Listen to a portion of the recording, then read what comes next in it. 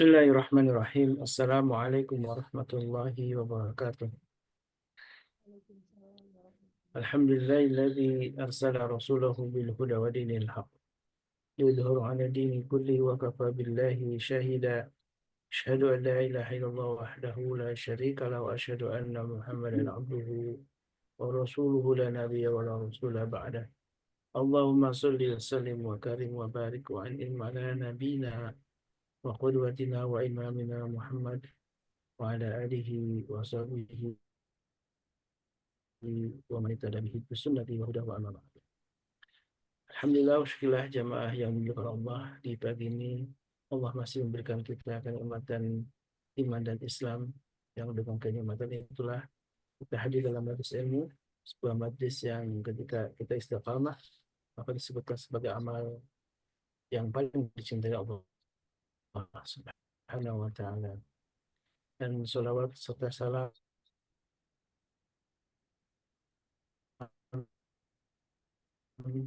semoga Allah selamanya para sahabat dan juga mudah-mudahan kita termasuk umatnya yang dirindukan oleh Rasulullah, umat yang kelak insya Allah akan mendapatkan syafaat dari beliau. Allahumma amin. Sahabatku yang dimuliakan Allah, di pagi ini di hari Sabtu ketiga masih di bulan Syawal, yang mudah-mudahan Ramadan walaupun sudah berlalu tetap semangatnya masih terus kita rasakan hingga saat ini. Ramadan yang di sana Allah lipat gandakan pahalanya dan Allah bukakan pintu kebaikan, dan salah satu ciri orang-orang yang mendapatkan kebaikan Ramadan salah satunya adalah terus kita mengistiqomahkan kebaikan-kebaikan yang kita dapatkan, yang kita lakukan di Ramadan. Dan salah satunya majelis ilmu menjadi salah satu amal yang tentu alhamdulillah kita rutin setiap pagi kita didampingi oleh para guru kita dari Majelis Keluarga Indonesia. Dan di pagi ini Ustaz Hasan Bisri Hafizahullah Ta'ala yang insya Allah akan menemani kita untuk sama-sama membahas salah satu sunnah dari Nabi kita baginda Rasulullah, yaitu sunnah ruqyah syariah. Dan pembahasan yang kedua kali ya, karena di pekan lalu, di Sabtu pekan lalu kita sudah membahas tentang bagaimana rumah kita akan agar aman, agar terhindar dari berbagai macam gangguan syaitan. Karena tentu setan akan berusaha memasuki rumah-rumah kita, dan disebutkan salah satu rumah yang bercahaya itu adalah rumah yang dipenuhi dengan Al-Quran Al-Karim. Dan di pagi ini kita akan melanjutkan sebuah pembahasan bagaimana prakteknya atau caranya bagaimana kita menyinari atau mewarnai rumah kita menjadi rumah-rumah yang disebutkan oleh Nabi kita SAW, rumah yang penuh dengan cahaya, yaitu dengan Al-Quran Karim. Tentu ketika ada banyak gangguan yang kita rasakan, lah karena mungkin rumah itu pernah ditinggali oleh orang lain yang ternyata pernah kesyirikan, atau memang ada banyak setan-setan yang berusaha mengganggu uh, karena amalan-amalan kita. Dan tentu karena banyak hal faktor yang menyebabkan setan terundang ya, termasuk ke dalam rumah-rumah kita. Karena itulah jamaah Allah, ini sangat penting agar rumah kita aman, terhindar dari berbagai macam gangguan, baik dari berupa sihir maupun gangguan bangsa jin. Maka insya Allah ini akan dibahas kembali oleh Ustaz Hasan Bisri sebagai kelanjutan dari apa yang sudah kita bahas di pekan lalu. Baik, alhamdulillah, dan sudah bersama kita Ustaz Hasan Bisri radhiyallahu taala. Mudah-mudahan kebersamaan ini menjadi sebuah kebersamaan yang penuh dengan keberkahan dari Allah Subhanahu wa taala. Tafadhal masykuran Ustaz Hasan Bisri. Baik, syukran jazakallah khairan. Bismillahirrahmanirrahim. Assalamualaikum warahmatullahi wabarakatuh. Waalaikumsalam Waalaikumsalam warahmatullahi wabarakatuh. warahmatullahi wabarakatuh. Alhamdulillah binikmatil islami wal iman, walhamdulillah binikmatis sihhati wal afiyah. Asyhadu an la ilaha illallah wahdahu la syarikalah wa asyhadu anna Muhammadan abduhu wa rasuluhu la nabiyya ba'dah. Allahumma salli wa sallim wa barik ala nabiyyika wa habibika Muhammad ibn Abdullah wa ala alihi wa sahbihi wa mawalah, amma ba'd. Ya ayyuhalladzina amanu taqullaha haqqa tuqatihi wa la tamutunna illa wa antum muslimun. Hadirin jamaah Majelis Keluarga Indonesia rahimakumullah. Alhamdulillah, kita bersyukur pada Allah yang telah mempertemukan kita di ruang Zoom ini untuk mengkaji bagian dari ajaran Islam, bagian dari syariat Islam, yaitu terkait dengan tema agar rumah kita aman dari gangguan setan. Semoga ilmu yang kita pelajari menjadi ilmu yang bermanfaat, dan semoga kita semuanya yang hadir di majelis Zoom ini mendapatkan limpahan rahmat dari Allah Subhanahu wa taala. Amin ya rabbal alamin. Kedua kalinya salat dan salam marilah kita haturkan pada Nabi kita Muhammad sallallahu alaihi wasallam. Hadirin sekalian, pada kesempatan kali ini kita akan membahas sesi 2 dari tema kita, yaitu agar rumah aman dari gangguan setan. Di pertemuan sebelumnya sudah kita bahas sebagai mukaddimah dari tema kita ini bahwa rumah kita termasuk medan pertempuran kita untuk berjihad melawan setan. Setan sebagai musuh kita tentu akan berusaha semaksimal dan seoptimal mungkin untuk bisa mencari celah agar bisa mengalahkan kita, bahkan bisa menguasai kita. Termasuk saat kita di rumah. Tidak jarang rumah itu menjadi suatu yang tidak menyenangkan, bahkan membuat kita tidak betah di dalamnya, atau terkadang rumah itu menjadi tempat konflik antar anggota keluarga yang ada. Sehingga yang kita inginkan sebagai rumah yang menenangkan dan membuat kita nyaman serta aman di dalamnya, itu tidak kita rasakan. Nah, sekalian, di pertemuan kemarin juga sudah kita sampaikan bahwa hal yang perlu kita perbaiki atau kita revisi adalah terkait dengan mindset dan keyakinan kita bahwa ketika ada kemunculan atau penampakan dari jin-jin yang ada di rumah kita, itu kita yakini sebagai roh dari orang-orang yang pernah tinggal di rumah tersebut atau mereka yang sudah mendahului kita. Sehingga akhirnya kita meyakini bahwa roh itu tidak ada di alam kuburnya, tapi bergentayangan termasuk ke rumah kita atau ke tempat-tempat yang lain. Dan keyakinan seperti ini tentu tidak sesuai dengan syariat kita. Maka dari itu kita tidak boleh kemudian punya keyakinan sebagaimana yang ditayangkan di media-media bahwa penampakan-penampakan yang ada itu tidak lepas dari keberadaan roh-roh yang gentayangan tersebut. Meskipun memang di dalam kajian-kajian terkait dengan dunia jin, banyak ulama yang menggunakan istilah arwah al-khabithah. Jadi roh-roh jahat, roh-roh yang buruk, tapi itu yang dimaksud adalah jin dan setan, bukan roh manusia. Ini yang perlu kita fahami.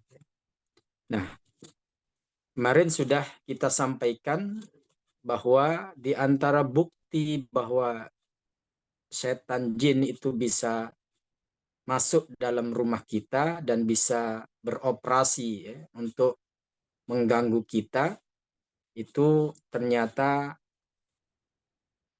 dibenarkan oleh syariat kita. Artinya syariat telah menjelaskan keberadaan mereka di rumah kita.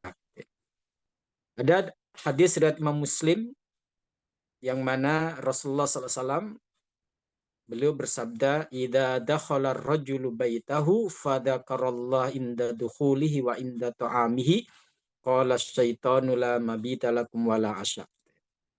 Jadi di sini Rasulullah mengatakan apabila seseorang masuk rumahnya, ketika mau masuk rumahnya dia berzikir, dia berdoa kepada Allah saat masuk atau saat dia mau makan, maka setan yang ada di rumah tersebut akan berkata kepada teman-temannya, la mabita lakum wala asya.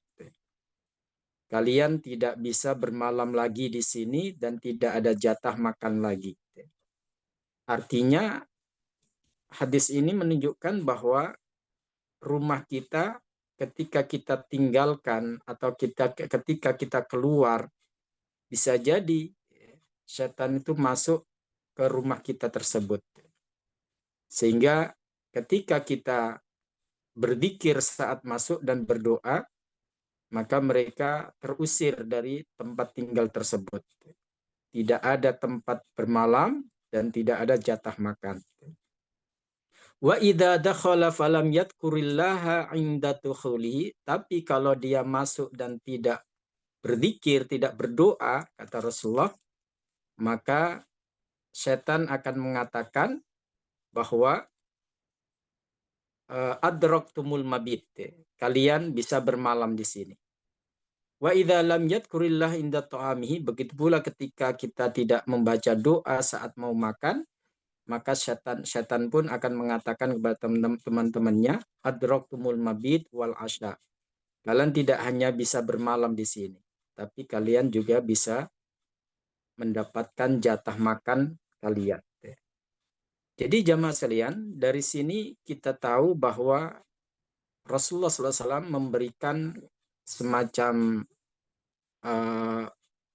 info kewaiban, gitu ya, yang mana kita nggak pernah melihat, nggak pernah tahu bagaimana wujud setan yang ada di rumah kita. Tapi ketika kita berdoa, mereka pun terusir saat masuk, ketika berdoa saat masuk, mereka pun terusir dari rumah kita. Nah, dari sini kita ketahui bahwa memang mereka ada, mereka bisa eksis di dalam rumah kita kalau memang perilaku kita yang kita lakukan di dalam rumah tersebut tidak sesuai dengan syariat. Dan kemarin sudah kita bahas bahwa tempat yang paling disukai oleh setan dari bagian rumah kita adalah toilet. Dan itu disebutkan Rasulullah dalam hadisnya. Jadi toilet ini bagian yang paling disukai oleh setan. Makanya kalau kita lihat rumah kita sekarang, rumah mana yang sekarang tidak ada toilet di dalamnya? Rumah mana sekarang yang tidak menempatkan toilet itu di dalam rumahnya? Rata-rata seperti itu, enggak kayak dulu. Dulu orang menempatkan jamban atau toilet itu jauh dari rumahnya, di ujung pekarangannya atau di ujung lokasi rumahnya. Nah, kalau sekarang justru itu ada di dalam rumah kita, bahkan di dalam kamar kita. Kemudian ada pengalaman menarik, dan ini ada di dalam kitab Sahih Bukhari dan Muslim. Pengalaman menarik dari Rasulullah SAW. Ini testimoni dari Rasulullah SAW. Beliau mengatakan, Inna ifritan minal jinni tafallat alayyal barihah liyaqta'a alayyas salah. Semalam ketika aku hendak sholat malam, datanglah ifrit dari golongan jin. Jadi jamaah sekalian, sebagaimana manusia, jin pun punya golongan-golongan. Seperti manusia juga. Punya komunitas-komunitas.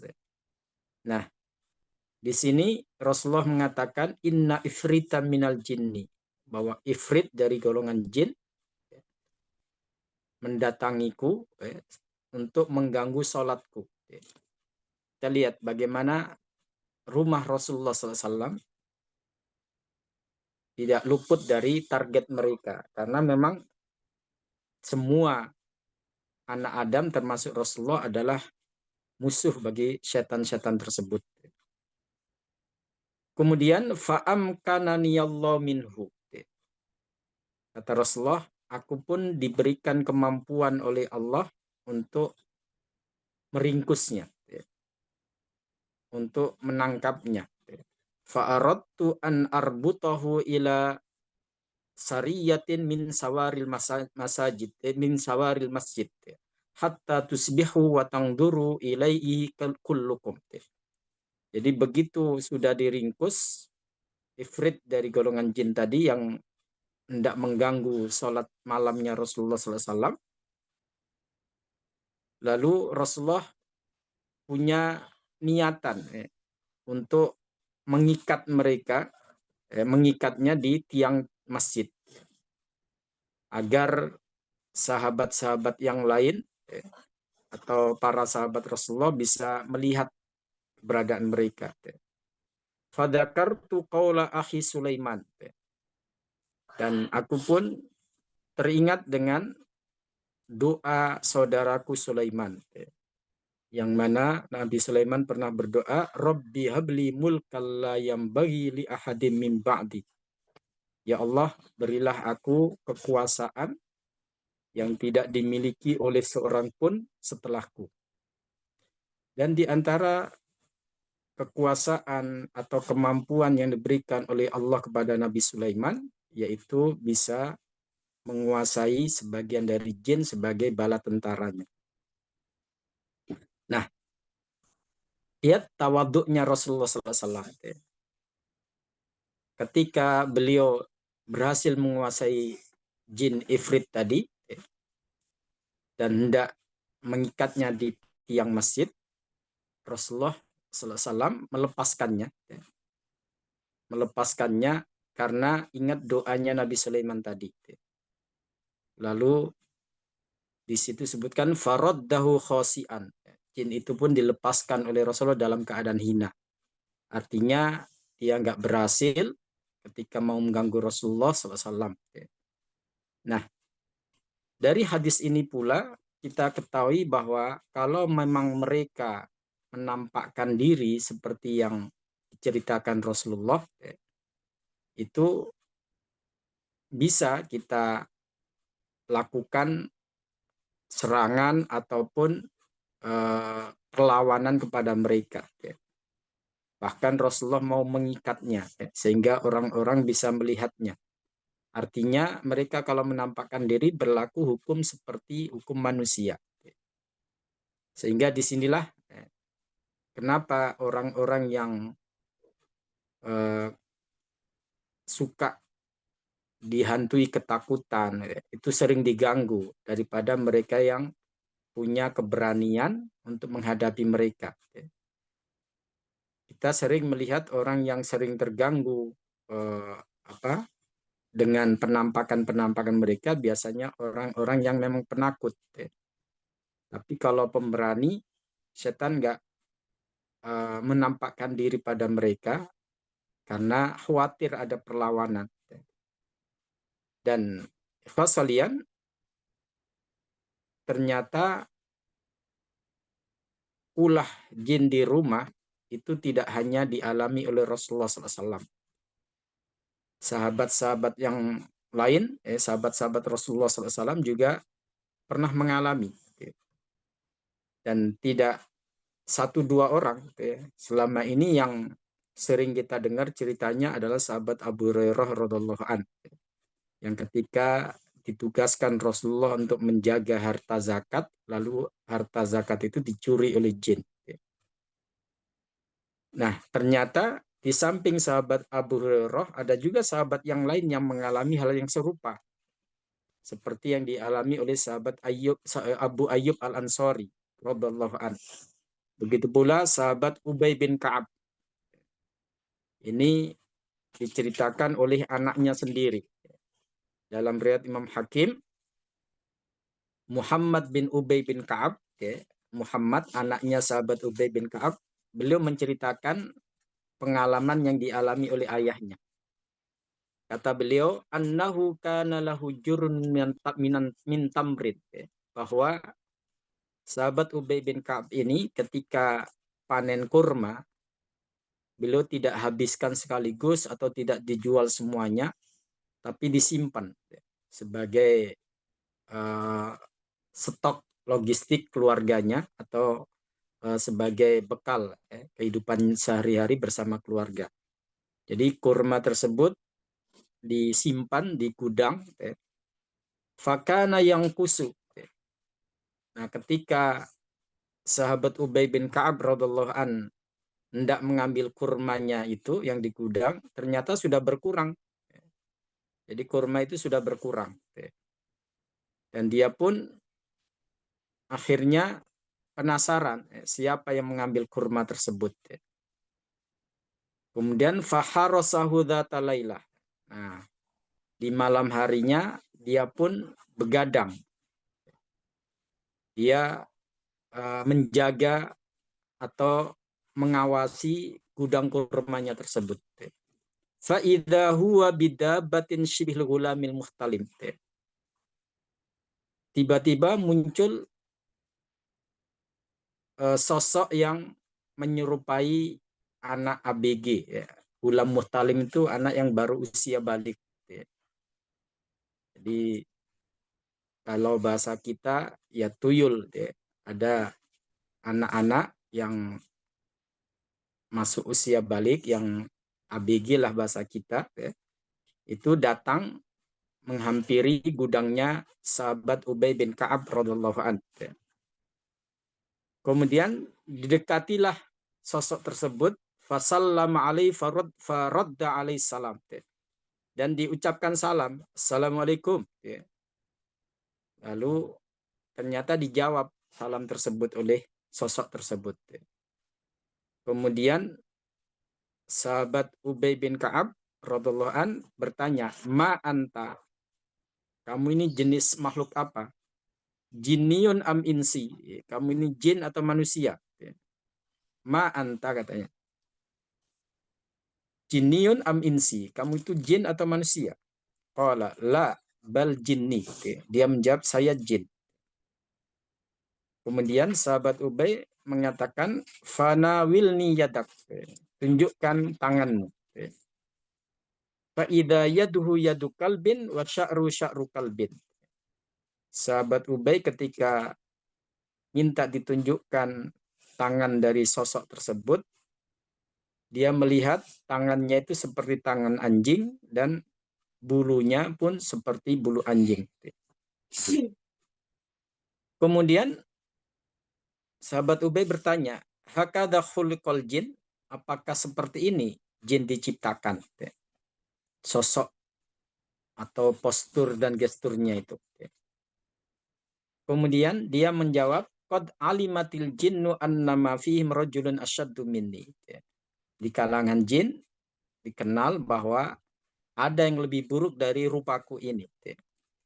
Jadi dia sudah berupa buruk, tapi kata dia ada yang lebih buruk dari rupanya.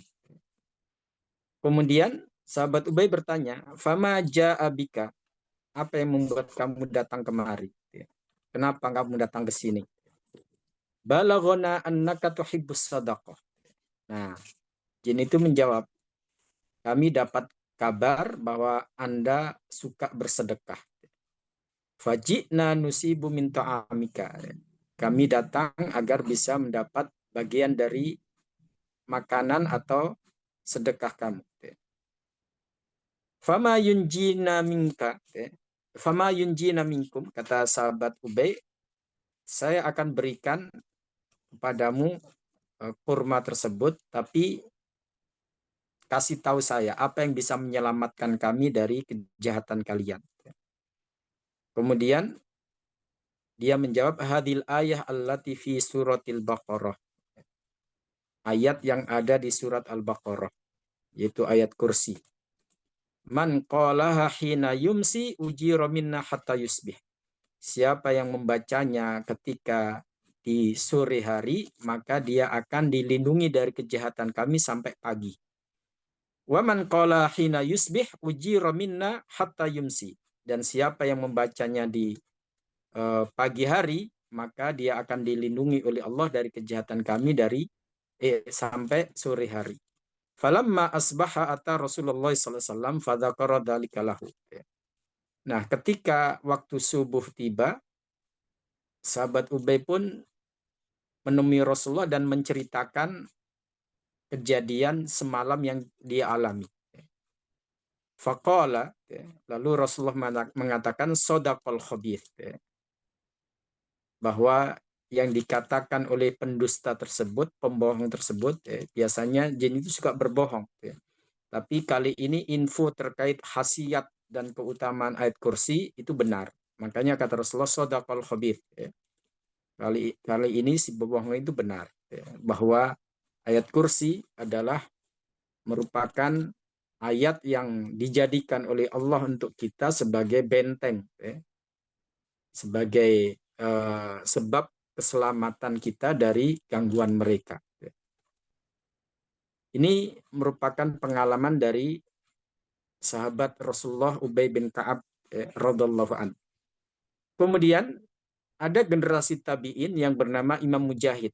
Imam Mujahid radhiyallahu an, beliau adalah termasuk murid dekat atau murid kesayangan dari sahabat Ibnu Abbas radhiyallahu an. Imam Mujahid bercerita bahwa baina ana dzata lailatin usolli id qama mithlal ghulam baina yaday. Suatu malam ketika aku hendak melaksanakan sholat malam, tiba-tiba nongol, muncul sosok yang menyerupai anak yang baru usia balik di depanku. Jadi dia ingin mengganggu sholat malamnya Imam Mujahid. Persis seperti yang dialami Rasulullah SAW saat itu. Qala fasyadattu alaihi li'akhudahu. Lalu aku pun bersikap keras kepada dia. Dalam sebuah riwayat disebutkan Imam Mujahid mengambil semacam tongkat atau kayu, kemudian ditusukkan ke sosok tersebut. Faqama wa fawathaba fawaqa khalfal haid. Lalu ketika dia diserang oleh Imam Mujahid, dia pun melompat dan jatuh. Jatuh. Hatta sami'tu waq'atahu, sampai aku mendengar bagaimana kerasnya dia jatuh, terpelanting. Fama ada ilayya ba'da dzalik. Dan setelah itu dia pun tidak nongol-nongol lagi. Jadi, ikhwas sekalian, di sini Imam Mujahid radhiyallahu an, beliau melakukan perlawanan kepada setan yang datang atau jin yang datang untuk mengganggu sholatnya tersebut. Dan ini penting jamaah sekalian. Jangan sampai kita down duluan, kita takut duluan sehingga kita nggak mampu untuk melakukan perlawanan. Dan kalau kita dirasa tidak mampu atau tidak berani melakukan perlawanan, mereka pun akan pongah. Mereka pun akan merasa bahwa kita itu lemah. Sehingga kita sering menjadi target mereka untuk diganggu. Dan kita bisa memaklumi, karena selama ini kita banyak dicekoki oleh informasi yang tidak benar. Bahwa setan kalau dia menampakkan diri, kita tidak akan bisa melawannya. Kalau kita lawan percuma, pasti kalah. Nah, itu yang selama ini diinformasikan melalui media-media yang ada, sehingga posisi kita adalah posisi yang lemah, posisi yang tidak mampu untuk memberikan perlawanan. Dan ini bahaya. Sementara apa yang dicontohkan oleh Rasulullah tadi dan apa yang dilakukan oleh Imam Mujahid dan juga sahabat Ubay bin Ka'ab itu memberikan contoh pada kita. Kita harus agresif melawan mereka. Dan tentu kita libatkan Allah di sini ya. Tentu kita akan minta pertolongan pada Allah. Lalu kita lakukan perlawanan sesuai dengan kemampuan kita. Jadi sahabat sekalian, jamaah Majelis Keluarga Indonesia, kalau suatu saat kita mengalami hal seperti itu, kita jangan takut duluan, apalagi kemudian sampai pingsan, ya. Karena itu akan menjadi pertanda, ya, bahwa kita lemah, ya. Kita akan menjadi permainan mereka selanjutnya. Lakukan seperti yang dilakukan oleh para ulama salaf soleh, ya, termasuk yang dilakukan oleh Imam Mujahid tadi. Ya. Dan ikhwas kalian, dari sini kita tahu bahwa Imam Mujahid memahami bahwa penampakan mereka tersebut itu bukanlah roh dari nenek moyang atau orang-orang yang ada di sekitar kita yang sudah mendahului kita. Imam Mujahid yakin, ya. Padahal dalam riwayat yang lain itu wajahnya itu seperti wajah Ibnu Abbas, ya, gurunya yang sudah meninggal. Tapi karena Imam Mujahid faham bahwa itu adalah setan, maka dia pun lakukan perlawanan. Nah, dari sini sekalian kita tahu ternyata sekelas Imam Mujahid pun masih diganggu di rumahnya, dan itu sebagai ujian, ya. Ujian bagi kita. Yang penting adalah bagaimana kita menyikapinya dengan benar agar kita tidak terjerumus pada jebakan-jebakan mereka, ya. Sahabat rahimakumullah, ya, ada, kalau kita perhatikan, ya, kenapa sampai rumah kita berhantu, kenapa sampai ada eksistensi setan di rumah kita, ya. Pertama, karena itu merupakan penghuni lama, ya. Jadi sebelum kita tempati rumah tersebut, itu merupakan penghuni lama yang mana mereka sudah dahuluan di tempat tersebut, ya. Dan ini sering terjadi kasus, ya. Seperti kita membangun rumah, ya. Kita tanpa berzikir dan berdoa atau melakukan permohonan perlindungan pada Allah, akhirnya penghuni rumah itu diganggu, ya. Dan ketika kesurupan itu suka mengatakan bahwa saya penghuni lama di sini, ya. Kalian pendatang, ya. Kalian mengganggu eksistensi kami, ya. Ada yang seperti itu, ya. Atau memang tempat tersebut dulu dikenal sebagai tempat yang angker, ya. Tahu tempat angker, ya. Jadi karena tempat itu dulu sering, ya, dijadikan sebagai tempat sesembahan atau ritual, ya, akhirnya banyak jin-jin pengganggu yang ada di tempat tersebut. Ketika kita tempati, mereka pun semacam melakukan perlawanan, ya. Atau ada peliharaan, tahu peliharaan, ya. Jadi ada nenek moyang kita yang dulu pernah kolaborasi dengan mereka atau kerjasama dengan mereka, ya. Sehingga ketika kita sebagai anak cucunya menempati tempat tersebut, ya diganggu oleh mereka, ya. Agar kita mau tunduk pada mereka seperti tunduknya nenek moyang kita, ya.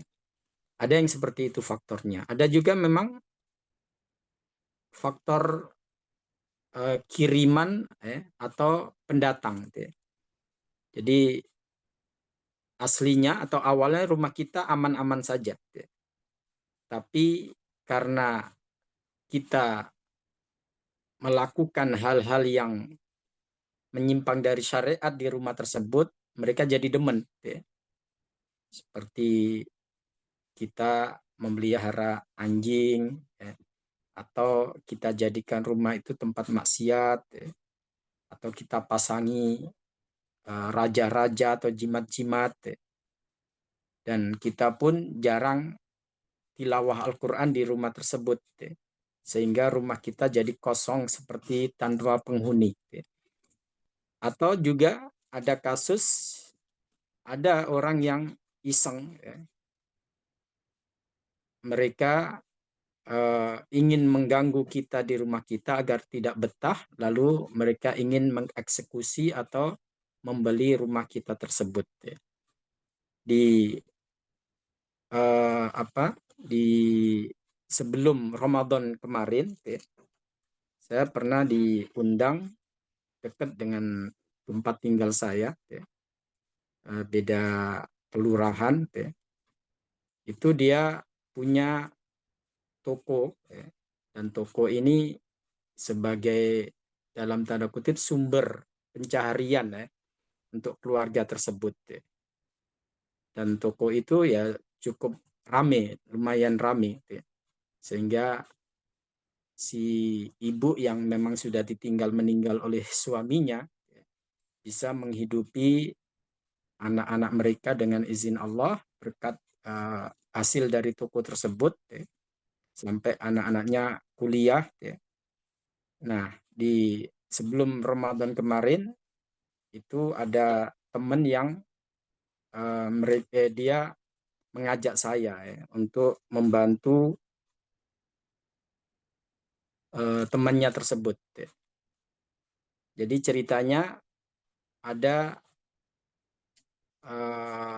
orang Cina, ya, yang punya usaha air mineral, air kemasan lah, ya, dan cukup laris. Lalu dia ingin mengembangkan usahanya, ya. Jadi toko ibu yang di depannya itu mau dibeli, dia datangin, gitu, ya. Dia datangin kemudian mau dibeli, gitu, ya. Tapi ibu itu nggak mau menjualnya, gitu, ya. Nggak mau menjualnya karena memang itulah yang selama ini bentar.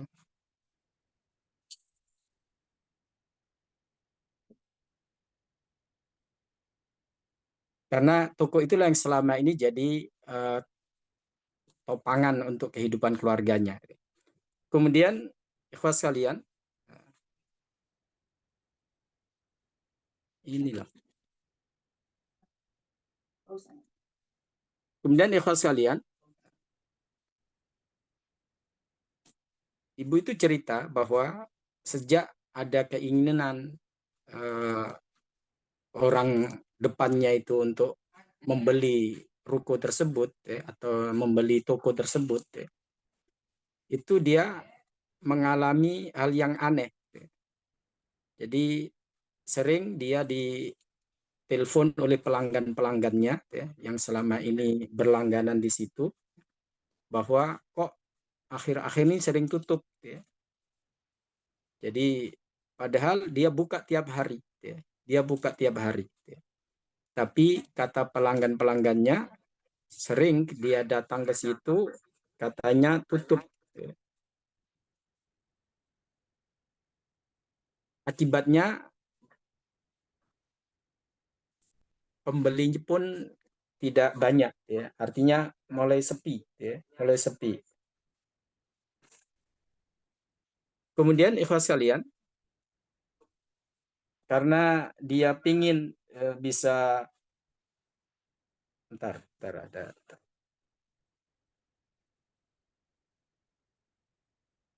Maaf. Jadi akhirnya toko itu merasa omsetnya jauh berkurang, ya. Kemudian dia minta supaya diruqyah toko tersebut, ya. Dan alhamdulillah setelah kita lakukan ruqyah sampai 2 kali, ya, waktu itu, sebelum Ramadan, ya, karena setelah itu datang waktu Ramadan, ya, omsetnya kembali normal, ya. Jadi di sini kita lihat bagaimana efek dari pengaruh tersebut, ya. Jadi ada orang-orang yang, ya, kita nggak menuduh, ya, tapi ada indikasi, ya, supaya orang nggak betah di tempat tersebut, dilakukanlah hal-hal yang membuat orang itu tidak nyaman, ya. Lalu kemudian akhirnya akan melepas toko tersebut ke orang tersebut. Nah, di sini kita mendapatkan pelajaran bahwa terkadang gangguan itu bukan dari internal rumah kita, tapi karena memang ada orang yang punya niatan yang tidak baik, sehingga rumah kita jadi tidak nyaman atau tempat tinggal kita jadi tidak nyaman. Nah, ikhwas sekalian, sebagai penutup dari pertemuan ini, saya akan menyampaikan indikasi bahwa rumah kita sedang dalam gangguan atau rumah berhantu kalau orang bilang gitu ya. Jadi ada indikasinya, ada tanda-tandanya. Yang pertama, kita bisa melakukan checklist ya, atau bisa merasakan apakah memang indikasi ini sudah ada di tempat tinggal kita atau tidak. Yang pertama, terdengar suara-suara aneh. Ada beberapa orang yang sudah kita tangani kasusnya, rumahnya itu kadang-kadang terdengar suara anak-anak lari-larian, padahal dia nggak punya anak kecil, nggak punya cucu. Ada juga yang terdengar suara seperti memanggil-manggil, begitu dilihat nggak ada orang. Pokoknya gangguannya berupa suara. Kadang ada suara kayak orang sedang berjalan di lantai 2, padahal nggak ada orang di situ. Nah, ini merupakan bagian dari gangguan juga, membuat kita tidak nyaman di rumah tersebut. Kemudian ada juga penampakan sosok atau bayangan. Nggak harus berupa sosok manusia, kadang-kadang berupa bayangan aja hitam, sedang duduk di tangga atau sedang berdiri di pojok rumah kita. Ada yang berupa seperti itu. Jadi penampakan di sini nggak harus jelas, walaupun ada juga yang ditampaki dengan sosok-sosok yang jelas, yang menakutkan, yang sehingga membuat penghuni rumah jadi histeris, bahkan ada yang sampai mengalami pingsan karena kaget atau takut dengan apa yang dia lihat. Dan ini banyak, jenis gangguan seperti ini banyak dialami oleh saudara-saudara kita. Kemudian ada juga yang bukan berupa suara atau sosok, tapi bau, tercium bau. Jadi entah itu bau bangkai, tapi nggak ada bangkai di rumah kita. Dan biasanya durasinya nggak lama, kayak lewat set, kadang-kadang bau harum. Kita nggak nanam pohon melati atau kita nggak punya koleksi bunga melati di rumah, tapi tercium. Bahkan ada juga yang kalau di hari tertentu itu rumahnya tuh bau jengkol. Padahal di rumah itu nggak ada yang suka jengkol. Ada yang begitu. Jadi bau-bau yang aneh, bau-bau yang tidak sewajarnya itu dirasakan oleh penghuni rumah. Kemudian ada juga yang berupa gangguannya itu dipindahkan perabot rumahnya. Ini bagi ibu-ibu kadang kesel sendiri, pingin nyalain TV atau AC, remote-nya nggak ketahuan di mana tuh. Jadi dia nyari perabot rumah atau benda-benda yang ada di rumah itu nggak ketahuan kemana. Tapi setelah itu ketemu di situ. Jadi seperti ada yang memindahkan, seperti ada yang memindahkan perabot tersebut. Saya pernah nanganin kasus, ada orang yang punya kontrakan, punya kos-kosan, cukup banyak kos-kosannya sampai 20 pintu.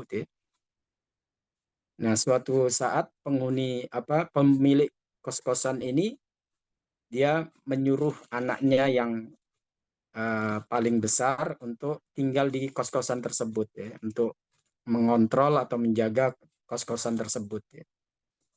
Nah, kebetulan anaknya itu punya anak atau ada cucu yang masih bayi.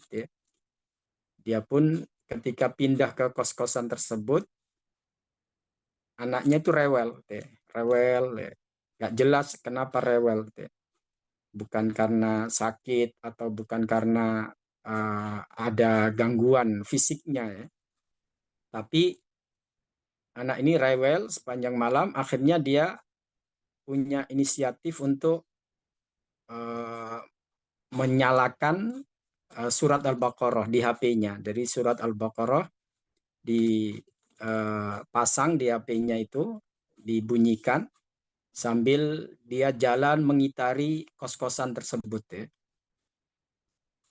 Kemudian begitu dia telah lelah dan anaknya sudah mulai tenang, dia pun tertidur.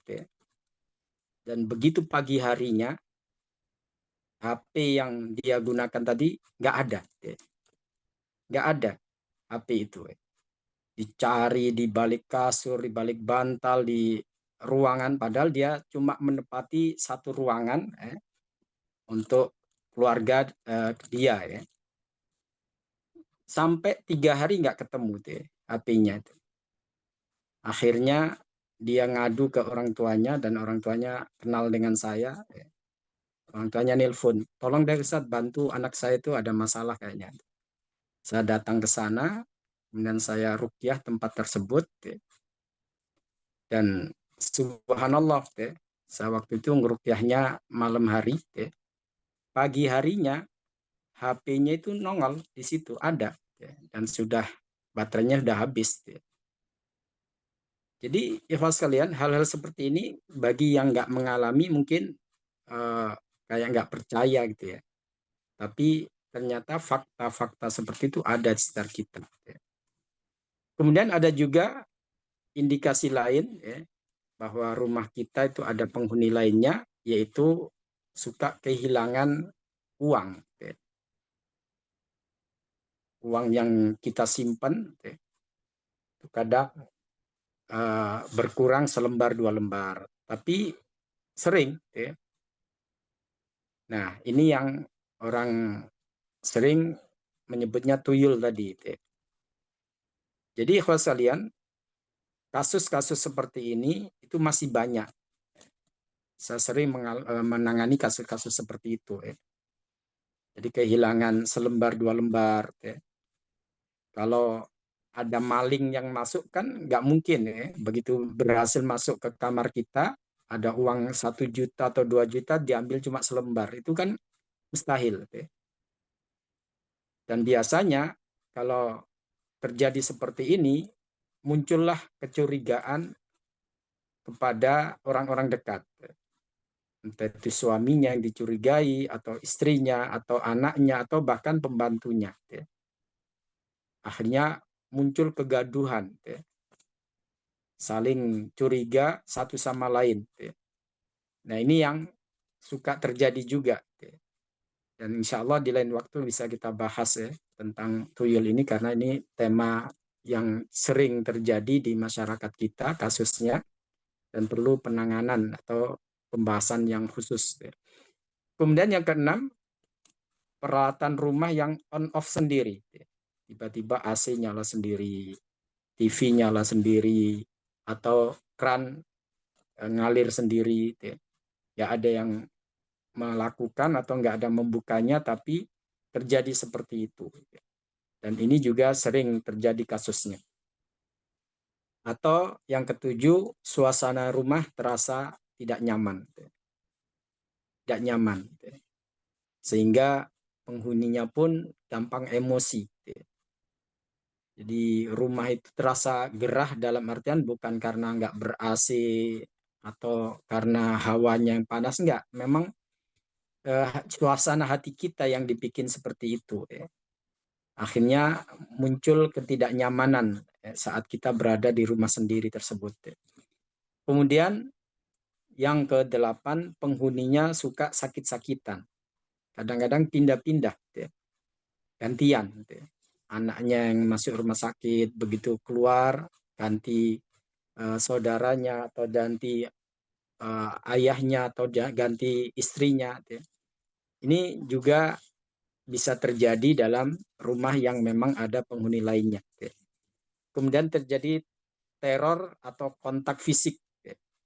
Dan ini yang selama ini kadang membuat kita baru ngeh bahwa rumah kita ada penghuni lain. Saat kita duduk kayak ada yang jongkrokin, kayak ada yang nimpuk kita. Jadi ada kontak fisik di situ.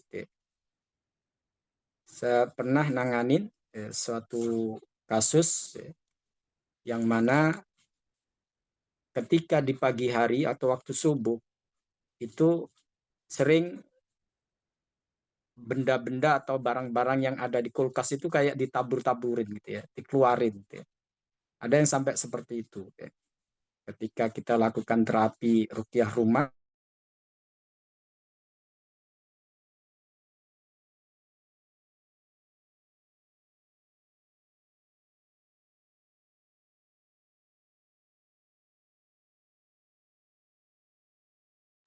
Signal ya?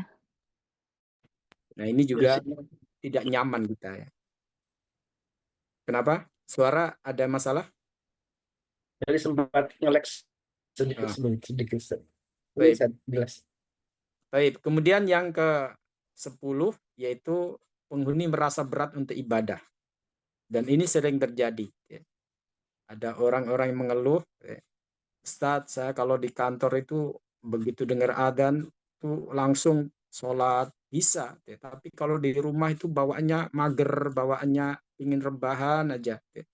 Dengar adzan sudah dengar tapi nunda-nunda, nanti kalau sudah injury time, sudah mau habis waktunya baru buru-buru sholat. Ada yang seperti itu. Jadi kita dibikin berat untuk ibadah di dalam rumah kita sendiri. Tapi kalau di luar kita lebih giat, lebih nyaman untuk beribadah. Kemudian yang selanjutnya penghuni mengalami kesurupan. Ini entah itu anaknya atau siapa sering terjadi kesurupan di rumah tersebut. Itu indikasi kuat bahwa ada penghuni lain di rumah tersebut. Kemudian perubahan sikap hewan piaraan. Kita tahu Rasulullah pernah menyampaikan bahwa apabila kalian mendengar ringkikan keledai atau lolongan anjing di malam hari, berarti dia melihat setan. Jadi ini yang disampaikan Rasulullah SAW, maka berlindunglah kalian dari kejahatan mereka. Jadi terkadang hewan-hewan piaraan kita itu lebih sensitif dari kita terkait dengan keberadaan mereka. Dan yang terakhir, munculnya hewan yang janggal di rumah kita. Cicak jadi banyak, atau kecoa banyak, atau tikus banyak. Padahal rumah kita udah kita jaga kebersihannya. Atau terkadang tiba-tiba muncul ulat atau lalat yang banyak. Ini secara logika mereka nggak mungkin ada di rumah kita dalam jumlah yang seperti itu. Kalau 1-2 wajar ya. Tapi kalau banyak itu mengindikasikan ada makhluk lain di dalam rumah kita. Dan banyak orang mengalami seperti itu. Mengalami seperti itu sehingga akhirnya tidak nyaman berada di rumah sendiri. Nah, ini merupakan indikasi gitu ya. Jadi bukan berarti kami memastikan enggak, ini tanda ya. Tanda-tanda biasanya kalau kita mengalami hal-hal seperti tadi itu ada penghuni lain di rumah kita yang membuat kita akhirnya tidak betah di rumah sendiri. Demikian Bapak sekalian, insya Allah akan kita sambung sesi berikutnya terkait dengan langkah kita ya, agar rumah kita aman dari gangguan setan. Karena ini penting ya. Banyak orang yang karena nggak ngerti akhirnya mengambil langkah-langkah yang justru menyimpang dari syariat. Ya. Kayak tadi ya, pasang jimat ya, di pintu-pintu atau di kamar-kamar, atau kadang-kadang mengundang paranormal, untuk memburu hantu yang ada di rumah kita, ini merupakan cara-cara yang seharusnya tidak kita lakukan ya. Karena syariat kita sudah mengajarkan. Apa yang diajarkan di syariat kita, insya Allah akan kita bahas di pertemuan selanjutnya. Demikian, ikhwan sekalian, mohon maaf bila ada hal-hal yang kurang berkenan. Terima kasih atas waktunya. Barangkali ada yang mau tanyakan, silakan. Baik, alhamdulillah. Alhamdulillah. Jazakallah khairan Ustaz. Saya sudah mencatatkan juga Ustaz ada 13 tadi ya. Dan Ya, silakan pernah juga mengkopinya saya share di chat. Ada ciri-ciri rumah berhantu, ternyata ada 13. Dan mungkin bisa jadi lebih ya kalau kita urai beberapa ya, hal yang lain. Tapi yang paling penting itu ciri-ciri yang paling terjadi, yang paling banyak terjadi dan sering ditemukan oleh Ustadz. Ini salah satunya ada 13 ya. Dan mudah-mudahan jamaah terhindar ya dari semua gangguan setan ini. Dan kalaupun ada yang untuk kita ingin tahu caranya bagaimana mengusirnya, dan insya Allah akan terus dibahas dalam kajian di Sabtu ya, selama Selasa di sini. Next saat ini ada pertanyaan dari uh, Bunda Nadia, silakan. Assalamualaikum warahmatullahi wabarakatuh.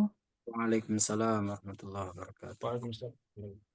Ustadz, jadi waktu malam Jumat itu kan suami nggak ada.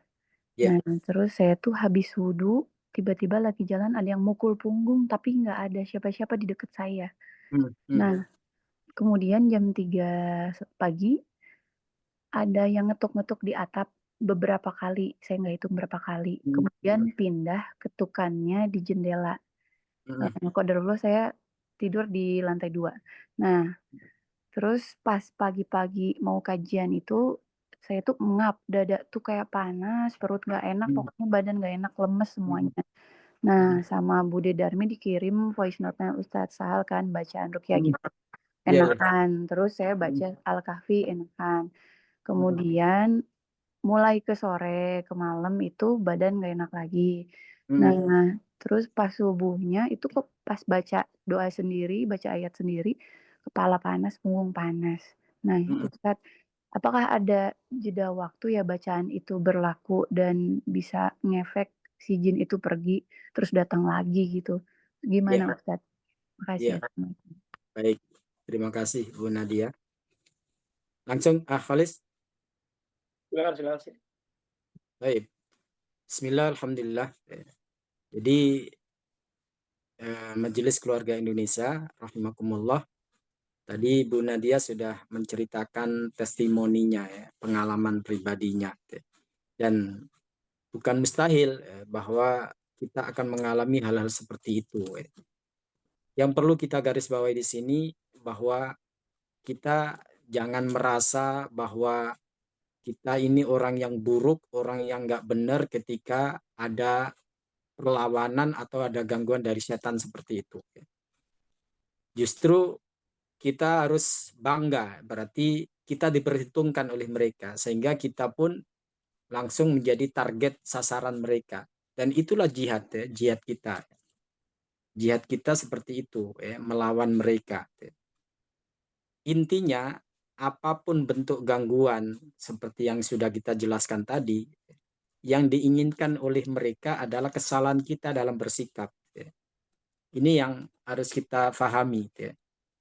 Apapun bentuk gangguan, entah itu berupa bau-bau yang aneh, atau berupa tadi yang Bu Nadia alami kayak dicolek, kayak didorong atau apa itu ya, itu salah satu dari gangguan yang mereka lakukan. Yang mereka inginkan adalah kesalahan kita dalam bersikap. Kalau dengan sikap kita yang salah tadi, atau kita melakukan hal-hal yang menyimpang dari syariat untuk menangani hal itu, berarti misi mereka berhasil. Jadi misi iblis untuk menyesatkan kita berhasil. Walaupun setelah itu mereka nggak nongol lagi misalnya, atau mereka masih nongol dengan harapan kita juga terus-menerus melakukan kesalahan. Bisa seperti itu. Jadi sekali lagi, ini yang harus kita sikapi, dan yang dilakukan oleh Bu Nadia tadi sudah benar. Dengan melakukan ruqyah mandiri, dengan membaca Al-Quran atau dengan tilawah. Tapi mereka kadang datang lagi, Ustadz, ya nggak masalah. Ya. Artinya kita jangan merasa bahwa berarti apa yang kita lakukan sia-sia, enggak. Ya. Zikir kita, tilawah kita itu sudah bernilai di sisi Allah dan mereka sudah gagal ya untuk menjerumuskan kita dengan sikap kita tersebut. Kalau mereka melakukan gangguan lagi, yaitu ladang jihad kita, ya. Kan permusuhan kita dengan mereka abadi ya. Jadi jihad kita itu nggak akan berhenti sampai akhir hayat kita. Dan itu pahalanya besar. Ya. Jadi untuk mendapatkan pahala itu nggak hanya dengan sholat, dengan puasa, tapi dengan melawan mereka pun itu merupakan pahala besar bagi kita. Ya. Insya Allah kalau itu kita lakukan dengan kontinu, dan zikir pagi sore atau zikir setelah sholat sudah kita jalankan dengan baik, mereka akan menyerah juga, artinya mereka akan kalah juga. Dan Allah akan memberikan ketenangan dalam kehidupan kita. Wallahu a'lam. Dan lanjut mungkin Ustaz, apa namanya, pertanyaan dari dan nanti soal apa ini termasuk gangguan apakah sihir, Ustaz? Cara membedakannya gimana, Ustaz? Ketika ada terjadi hal Ya. tersebut di rumah seperti yang tadi dialami Ibu. Ya, kalau untuk identifikasi bahwa itu sihir atau bukan, itu memang sulit ya. Kalau kita prinsipnya dari manapun datangnya gangguan, entah itu karena kiriman atau karena memang selama ini rumah yang kita tempati itu memang ada masalah, ya kita hanya memohon kepada Allah ya dihilangkan aja ya. Supaya apa? Supaya kita nggak curiga sana curiga sini ya. Karena kadang-kadang mereka mengganggu kita melalui jebakan seperti itu ya. Kadang kita akhirnya curiga pada tetangga sebelah, pada teman atau pada partner ya. Jangan-jangan mereka ingin menjatuhkan saya dan sebagainya. Itu kecurigaan yang memang nggak punya alasan, kecuali kayak tadi ya. Kayak tadi ada yang berniat membeli rukonya, kemudian nggak dikasih kok dia mengalami hal seperti itu. Itu kan indikasinya kuat ya. Karena selama ini nggak ada masalah ya. Ya kayak kita juga begitu. Kok ada yang mengancam kita, ada yang apa istilahnya menteror kita, ya. Awas ya nanti gini-gini, ya itu kita bisa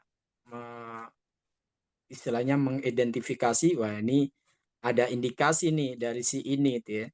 Tapi prinsipnya mereka yang berniat jahat pada kita nggak akan bisa mencelakakan kita atau mengganggu kita kecuali dengan izin Allah ya. Jadi semuanya itu atas izin Allah dan Allah menguji kita dengan cara seperti itu. Maka jangan sampai kita salah dalam bersikap. Kalau kita salah dalam bersikap berarti tidak lulus dengan ujian tersebut. Ini yang penting gitu ya. Makanya penting kita belajar ilmu seperti ini supaya kita tidak masuk jebakan mereka gitu ya. Wallahu a'lam. Baik, Ustaz.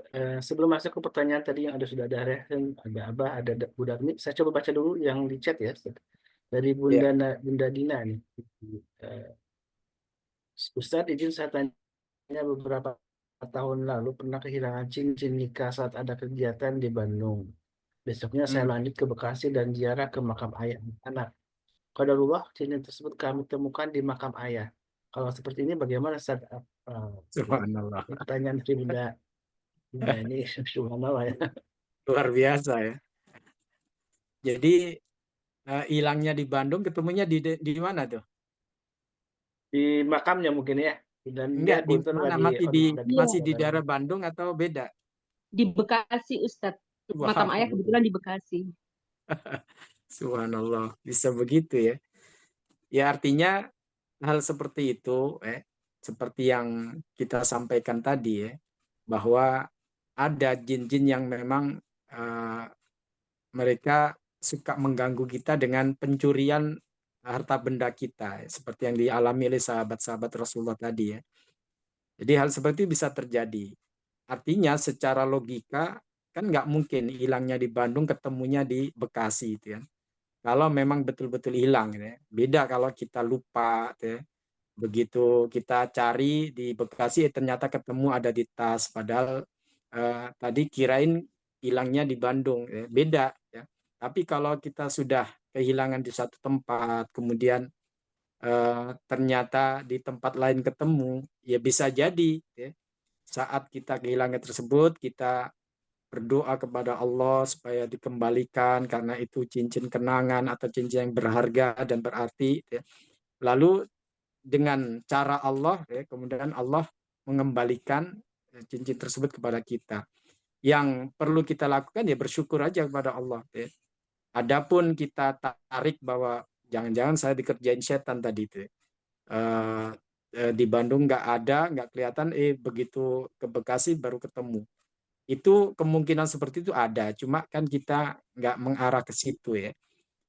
Meskipun kita patut curiga, kok patut aneh kan, ganjil itu ya hal-hal seperti itu. Kecuali kalau memang kita di rumah ya, nyari di kamar nggak ketemu, ternyata ketemunya di kamar mandi, bisa jadi karena kita lupa tadi naruhnya kan begitu ya. Tapi kalau sudah lokasi yang jauh berbeda seperti itu, ya kita menyimpulkan yaitu pertolongan Allah ya. Adapun sebabnya apakah memang ada setan yang iseng atau apa, wallahu a'lam. Tapi yang jelas ending dari yang kita alami itu suatu nikmat yang patut kita syukuri. Bisa jadi itu karena doa-doa yang Ibu panjatkan, Bu Dina panjatkan ya. Kemudian Allah mengabulkan sehingga dikembalikan lagi. Ya. Wallahu a'lam. Baik, nah ini Abah Huseri tadi sudah dulu present. Insya Silakan Allah. Abah. Abah Seri. Kaifal hal? Assalamualaikum Sehat Pak warahmatullahi Seri. Waalaikumsalam. Masya Allah. Alhamdulillah baik sehat. Alhamdulillah. Pak Ustadz izin nanya Ya, nih, ya, yang tadi ciri-ciri rumah berhantu yang ditulis Pak Ustadz Olis itu kan ya, ada minimal 13 lah ya. ya, ya. Itu bagaimana cara kita meruqyah rumah? Padahal kita sendiri kan kapasitas ilmunya lebih rendah lah bandingkan dengan jin. Jadi khawatirnya gini, kita mau ruqyah, jinnya bilang, amal lalu cuma segini, masa mau ngusir gua gitu. Nah itu gimana caranya? Kita Iya, ya sholat, ngaji, apa zikir di rumah ya rutin aja gitu kan. iya. Tapi ngeliat ciri-ciri 13 ini, pasti di setiap rumah pasti ada kan gitu. Hmm, Nah jadi gimana cara kita meruqyah mandiri yang kira-kira bisa lah mengusir jin atau setan di rumah. Syukran. Afwan. Baik, Abah. Jazakallah khairan. Barakallahu fiik. Jadi, ikhwas sekalian, kemampuan jin itu tidak sama seperti kemampuan kita. Kemampuan kita juga berlevel-level, mereka juga begitu. Makanya saat kita melakukan ruqyah, kadang-kadang kita menghadapi jin yang bandel. Kalau orang bilang, oh jinnya kuat banget. Ada yang begitu. Ada yang baru dibacakan Al-Fatihah, mereka sudah kabur, mereka sudah hilang. Ada yang seperti itu. Artinya kekuatan mereka itu memang beda-beda. Ada yang kuat, ada yang lemah, ada yang biasa. Nah, saat kita menghadapi yang kuat, kita jangan istilahnya mengandalkan kemampuan kita. Kita kalau menghadapi mereka ya secara head to head memang nggak seimbang. Kita nggak bisa melihat mereka, mereka bisa melihat kita kan begitu ya. Makanya di sini pesan Allah pada kita, wa imma yang zaghannaka minasyaitani nazghun fasta'id billah. Surat Al-A'raf ayat 200 ya. Jadi kalau ada gangguan setan apapun bentuknya, fasta'id billah, maka berlindunglah kalian kepada Allah. Jadi di sini pesan Allah ya kita melibatkan Allah. Dan cara melibatkan Allah ya seperti yang diajarkan Rasulullah dengan ruqyah tadi. Kita baca ayat-ayat Al-Quran, kita baca dikir-dikir yang diajarkan Rasulullah. Jadi bukan dengan bakar kemenyan atau dengan mandi kembang, enggak. Artinya supaya Allah membantu kita dalam mengatasi mereka, ya kita melakukan seperti yang dilakukan Rasulullah SAW. Kalau kita menghadapi sendiri, kita nggak bakal mampu. Karena tadi secara head to head kita nggak seimbang. Sehingga kita melibatkan penguasa mereka, yaitu Allah. Fasta'id billah. Kemudian dalam hadis yang lain, Rasulullah mengatakan, La tasubbus syaitan. Jangan kalian mencela setan. Mereka memang sudah buruk, nggak usah kita cela, sudah buruk. Kadang-kadang ada orang yang ketika menghadapi gangguan setan itu melakukan cemooh-cemooh, celaan-celaan. Setan terkutuk, dasar kamu terlaknat dan sebagainya.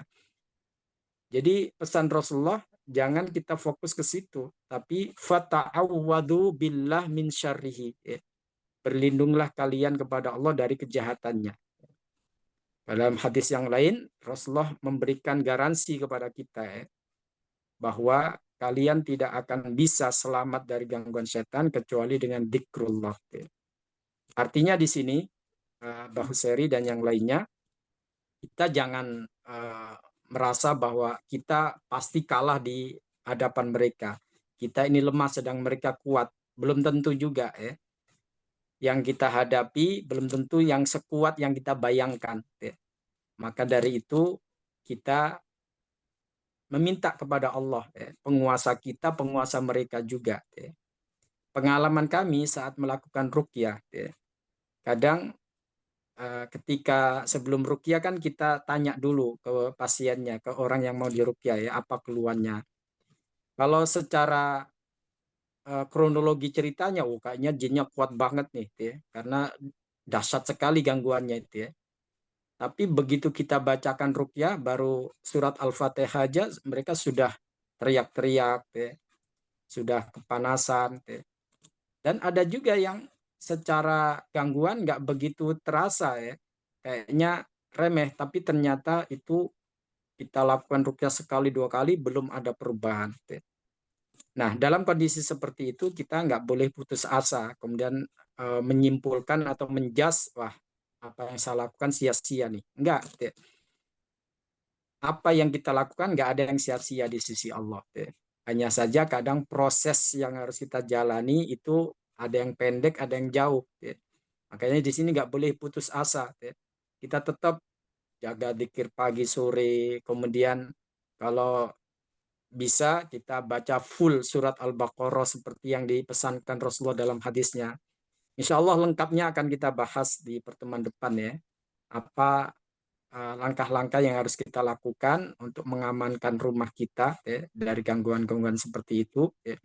Supaya kita tahu petunjuk-petunjuk Rasulullah apa saja yang sudah diajarkan kepada kita. Supaya kita nggak salah dalam bersikap tadi. Yang memang itu menjadi tujuan setan untuk menjebak kita dalam mencari solusi. Demikian Abah, jadi lakukan yang bisa Abah lakukan. Kalau memang bisa baca surat Al-Baqarah, baca. Kalau perlu baca di air, nanti airnya untuk ngepel rumah kita atau untuk kita siram-siramkan di rumah kita, itu bisa dilakukan juga. Nanti selengkapnya akan kita bahas insya Allah. Jazakallah khair. Izin menambahkan dikit. Jadi selama ini kan saya mempraktekkan air bidara sama garam. Saya masukkan di ember besar, baca ayat 4 Al-Fatihah, ayat 4 Al-Fatihah, terus ayat Al-Baqarah, terus Ali Imran. Nah, itu saya semprot ke seluruh rumah luaran dalam. Itu ini bisa seperti boleh. itu. Ya, bisa dilakukan seperti itu. Yang penting adalah bacaannya tadi yaitu ayat-ayat Al-Qur'an tadi. Itu yang intinya di situ karena kita memohon kepada Allah ya. Adapun wasilahnya bisa berupa garam ruqyah atau dengan bidara itu media saja. Jangan diyakini bahwa itulah yang mengusir setan. Enggak ada yang bisa mengusir mereka kecuali Allah ya. Makanya kita membaca ayat-ayat Al-Quran, kita baca doa-doa dari Rasulullah agar Allah menurunkan pertolongannya pada kita melalui media-media yang kita lakukan selama itu tidak ada kesyirikan di dalamnya. Wallahu a'lam. Baik, syukron. Jazakallah khair. Darwin sama Budian langsung ya. Nanti bisa dijawab langsung oleh Ustaz Hasan. Silakan Bude. Iya, makasih Ustaz. Assalamualaikum warahmatullahi wabarakatuh. Waalaikumsalam warahmatullahi wabarakatuh. Tentang itu di rumah itu ya saya sering Iya, kayaknya yang Ustaz itu tuh ceritain tuh ya di rumah saya tuh sering kayak gitu. Soalnya anak saya tuh kan kalau nyetrika tuh suka malam ya. Iya, Bunda aku iya. tuh lagi nyetrika kata kayak dia ngeliatin kata. Makanya kamu kata saya kalau malam tuh waktunya tidur gitu kan ya. Begitu. Terus dia suka tanya ke Bunda, semalam nggak ketuk pintu aku nggak? Enggak gitu.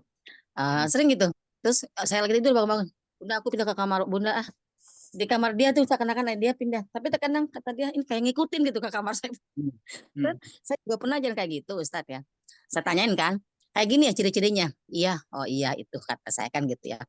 Tadi ternyata berdasarkan penjelasan Ustadz ya, jin itu nggak bisa pergi kita usir ya, kecuali Allah ya yang ngusir ya. iya, iya, Akhirnya iya. saya dari tadi yang saya simak ya ternyata ya benar ya memang seperti itu karena saya cuma ke anak saya bilang makanya kamu kalau itu jangan malam-malam, malam cuci piring teh jangan malam gitu. Karena memang sering kayak gitu Ustaz.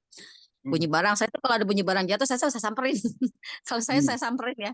Karena hmm, saya lebih takut secara fisik ya sama orang yang bentuk fisik ya. Saya cariin. Maksudnya nggak ada. Atau misalkan hmm, lu pernah ya kamar mandi saya lagi denger musik ya denger musik gitu ya. Ada orang kamar mandi, saya matiin kan musiknya berhenti kayak gitu. Ternyata ya itu kesimpulannya Ustadz ya. Jin itu iya, nggak bisa pindah kecuali atas izin Allah Ustadz ya. Jadi kita nggak iya, bisa ngusir lah ibaratnya ya. Cuman kita iya. meminimalisir aja Ustadz ya. Hmm, hmm. Seperti Baik, itu. Bu. Baik. Makasih Ustadz. Terima kasih atas sharingnya.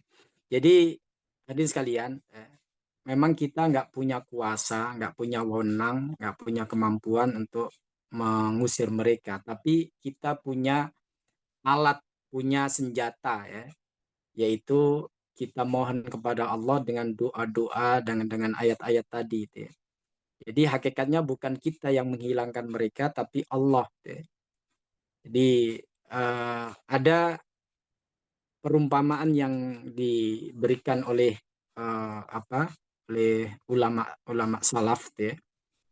Jadi orang yang cerdas ketika dia menghadapi teror atau gangguan, misalnya nih ya, kita datang ke suatu tempat ya, karena kita nggak pernah ke situ, jadi kita nggak tahu pastinya seperti apa, kita salah masuk misalnya. Ya.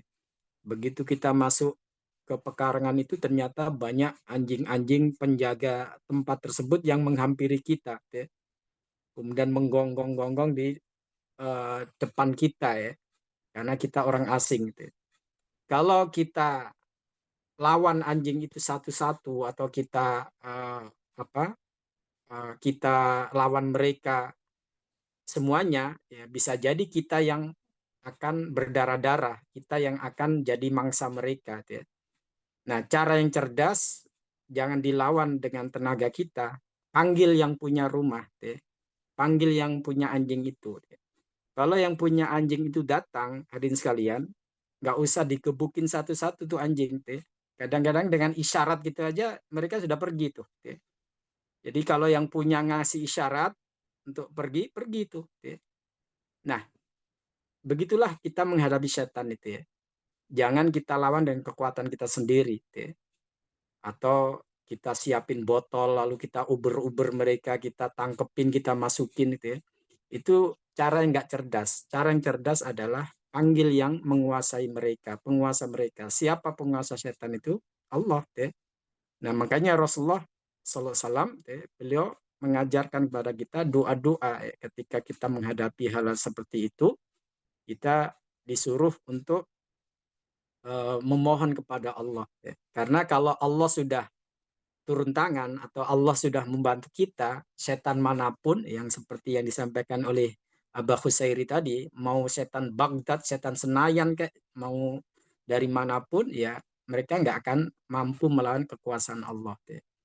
Jadi aman kita, kita nggak bakal istilahnya kemungkinan kalah atau kemungkinan menang. Nggak, ini bukan masalah kalah menang, tapi sikap kita yang benar, itu akan menandakan bahwa kita nggak bisa digoda oleh mereka. Nah, sikap yang benar adalah kita mohon kepada Allah Subhanahu wa Ta'ala dengan cara ruqyah seperti yang diajarkan Rasulullah SAW. Wallahu alam. Baik, lanjut Bu Dian ya, ini pertanyaan terakhir karena sudah hampir jam Iya. 3.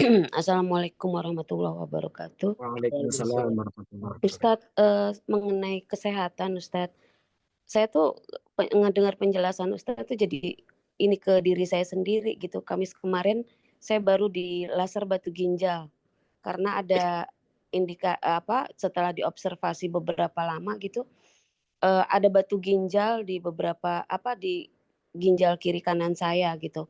Dan yang sekarang ini banyak yang pertama kali itu ketahuan 20 tahun yang lalu saya juga sudah di laser, terus saya pernah pasang ring jantung gitu.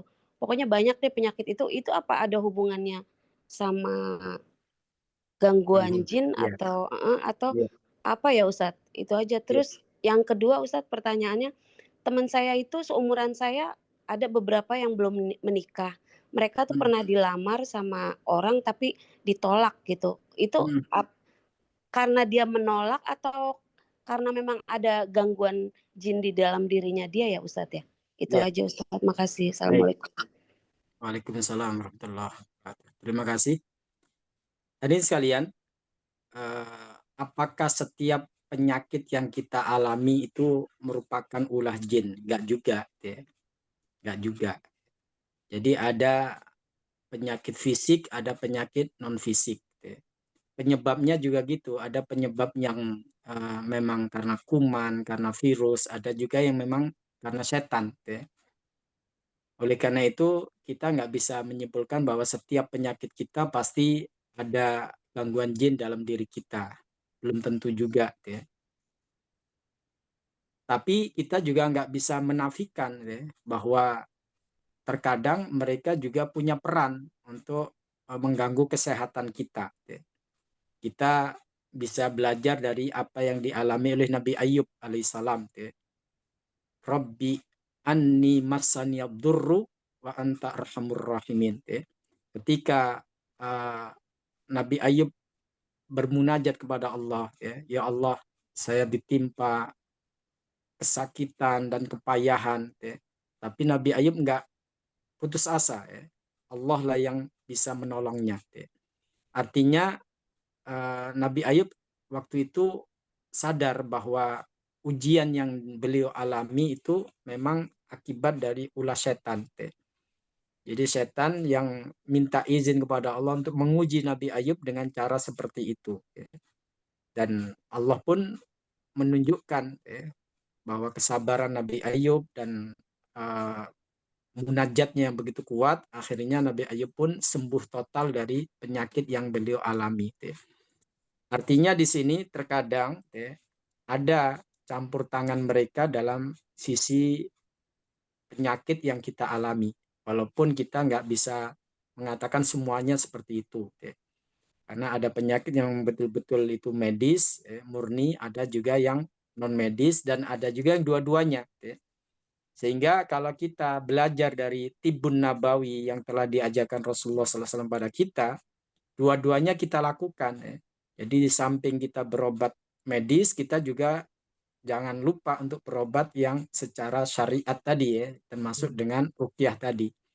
Rasulullah SAW, kalau beliau merasa dirinya sakit, beliau membaca surat Al-Ikhlas, Al-Falaq, An-Nas, lalu ditiupkan ke tubuhnya.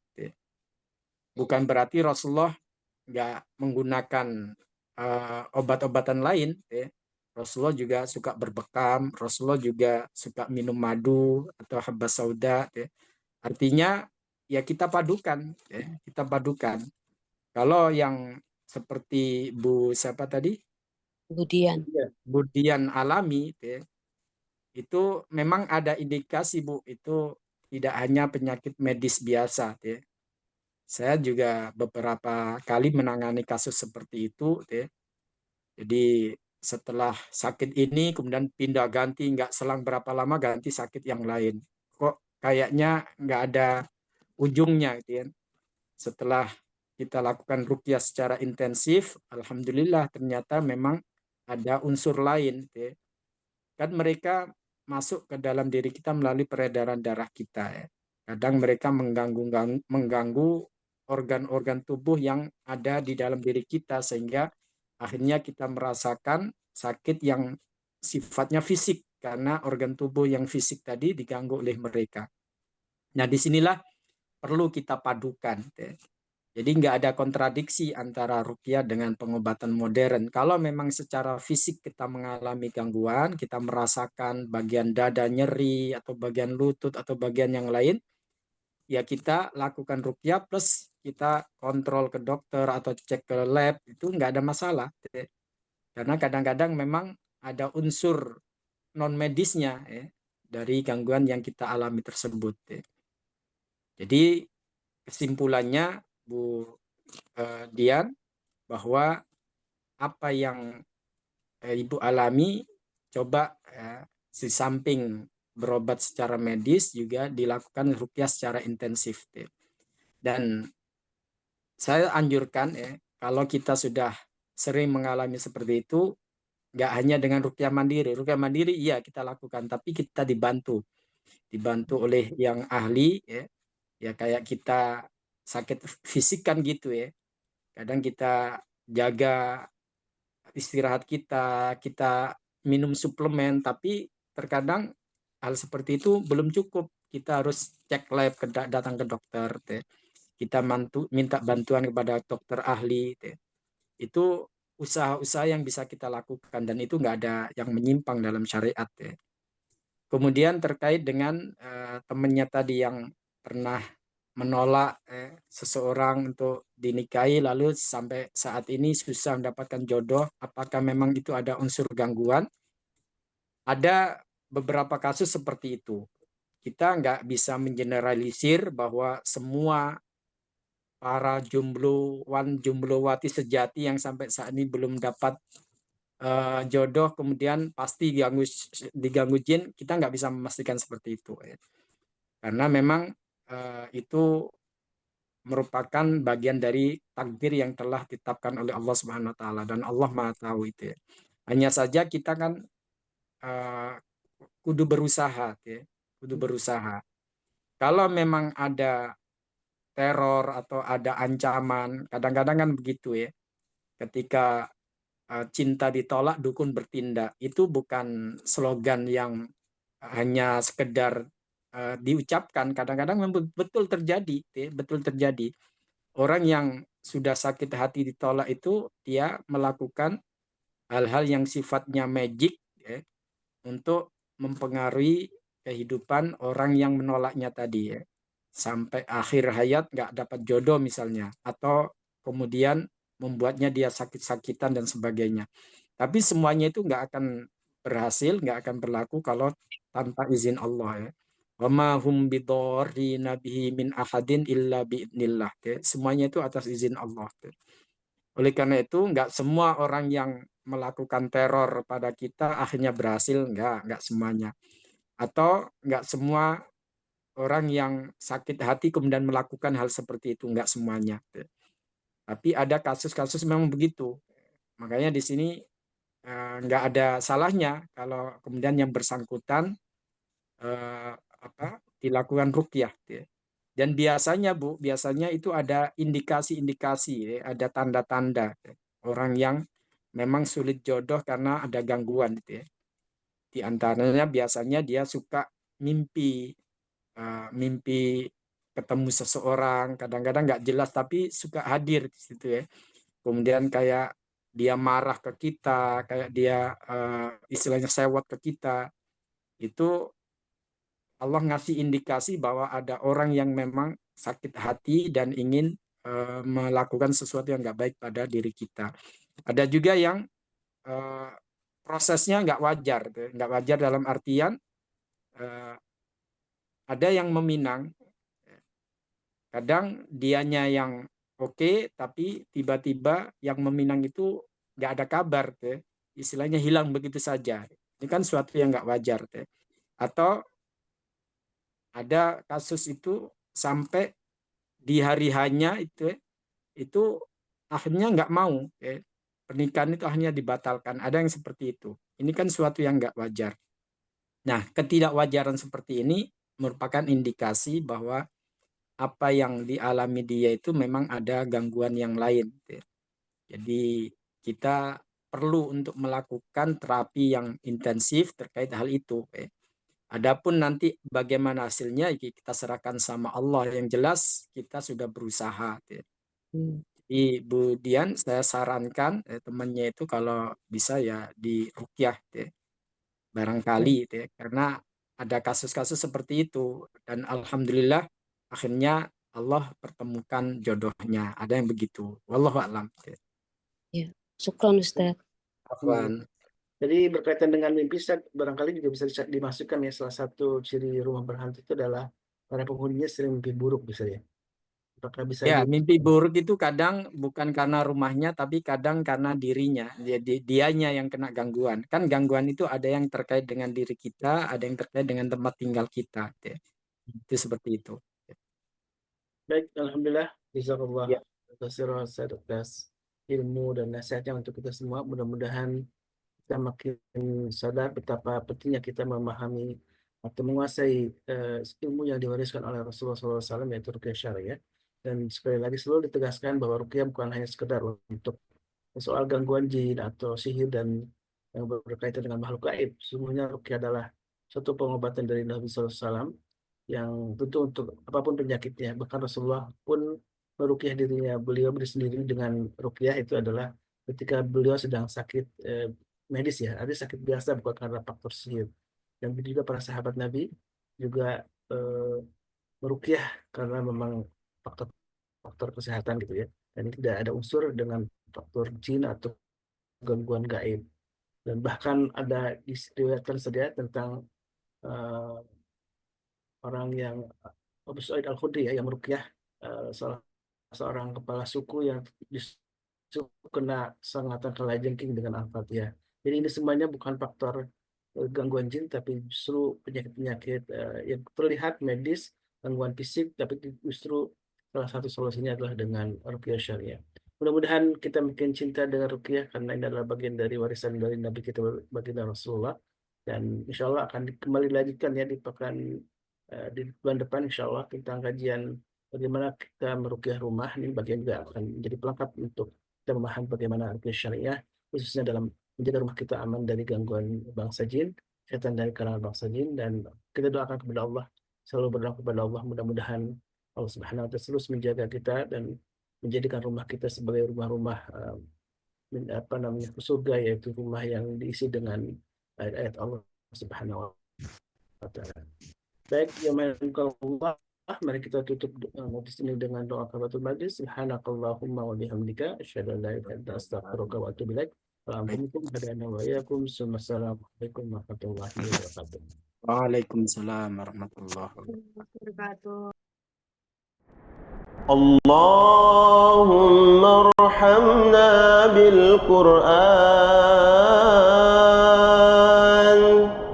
واجعله لنا إماما ونورا وهدى ورحمة. اللهم ذكرنا منه ما نسينا وعلمنا منه ما جهلنا وارزقنا تلاوته آناء الليل وأطراف النهار واجعله لنا حجة يا رب العالمين.